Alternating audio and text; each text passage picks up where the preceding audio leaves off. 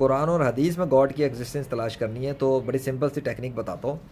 Quran chapter number 3 verse number 6, chapter number 16 verse number 78, इन दोनों के अंदर गॉड ने अपने हवाले से बताया है कि वो नौमौलूद बच्चों को बनाता है, उनकी सूरतें बनाता है और उनको माओं के पेट से निकालता है। सो नेचुरली वो बच्चे जो हैं उन्हें ये तो जानना चाहिए कि उनका गॉड कौन है, ठीक है, ये मैं आपको बता रहा हूँ। इसी तरह गॉड ने चैप्टर नंबर 20 वर्स नंबर 14 के अंदर क्लेम किया है और बताया कि उसका पर्सनल नेम, ज़ाती नेम जो है वो अल्लाह है।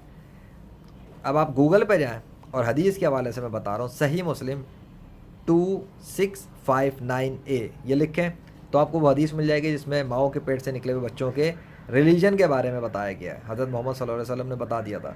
तो दुनिया के हर बच्चा मुस्लिम पैदा होता है माओ के पेट से जो निकलता है, और वो गॉड के पर्सनल नेम को ज़ाती तौर पे जानता है। इसके सबूत देखने God of nature Allah YouTube channel पे देख